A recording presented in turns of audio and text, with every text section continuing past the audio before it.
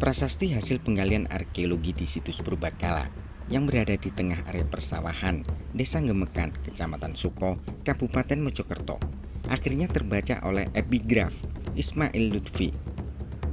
Prasasti beraksara Jawa kuno yang ditemukan tak utuh, hanya 2/3 dari bentuk aslinya, menyisakan 31 baris narasi.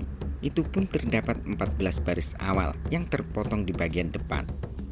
Dikutip dari akun YTBBJB Jawa Timur, jika prasasti yang telah terbaca merupakan bagian permukaan depan, sementara bagian belakangnya masih dalam proses kajian. Untuk lebih jelasnya, dari 31 baris narasi yang terbaca akan saya bagi dalam 6 segmen.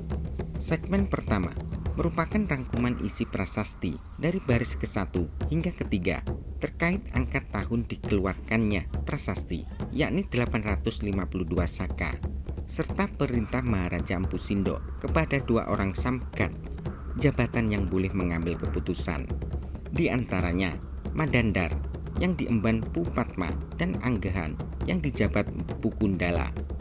Keduanya memerintahkan untuk dibelinya tanah sawah berstatus tarukan di Masahar yang merupakan wilayah dari Watak Padang.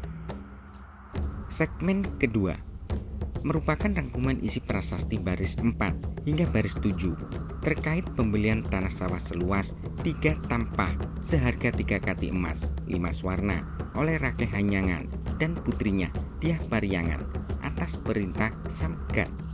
Pembelian tanah sawah tersebut hendaknya dijadikan sima untuk sebuah bangunan suci Sang Hyang Prasada Kabaktian I Pangurum Bigian dan jadi ketetapan hingga anak cucu keturunan Rakai Hanyangan dan Diah Pariangan. Demikianlah kehendak Sang Maharaja Empu Sindo atas pembelian tanah sawah tarukan di Masahar untuk dijadikan sima bangunan suci Prasada Kabaktian. Segmen ketiga merupakan isi prasasti baris 8 hingga baris 19, yakni terkait nama-nama pejabat sebagai tamu undangan dan nama-nama para saksi. Tak hanya itu, para penghibur juga tercatat dalam baris prasasti. Mereka diberikan hadiah berupa emas dan kain sesuai dengan jabatan maupun perannya saat hadir dalam upacara peresmian Tanah Sima sebagai tempat didirikannya bangunan suci Prasada Kabaktian I Pangurum Bigian. Segmen keempat merupakan isi prasasti baris 20 hingga baris 22. Dalam baris prasasti ini disebutkan adanya sanksi bagi para pejabat desa yang terdapat tanah sima jika terjadi suatu peristiwa mayat mengembun.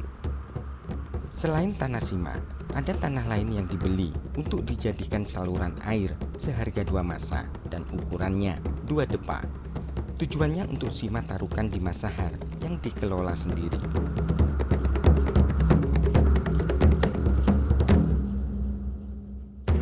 Segmen kelima, isi prasasti baris 23 hingga baris 29 terkait dengan nama-nama pejabat pemungut pajak untuk tidak mendatangi tanah di Masahar untuk waktu yang lama karena telah swatantra, serta memuat pejabat yang memungut pajak terhadap sejumlah profesi pekerjaan seperti duha dagang, pemungut pajak perdagangan, juru gusali, pemungut pajak untuk profesi pandai besi.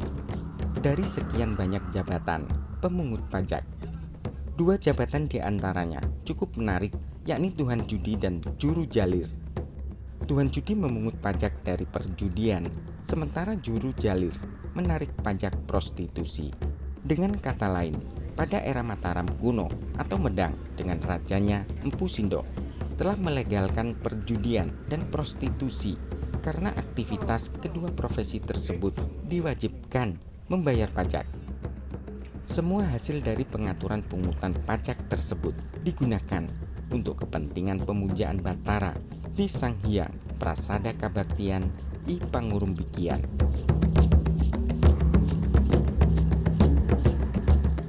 Segmen ke-6, isi prasasti baris 30 dan baris 31 terkait baris bagian yang disebut suka duka, seperti perumpamaan bagaikan bunga kelapa yang tidak pernah berbuah, yang berarti mengharapkan sesuatu namun tidak kesampaian.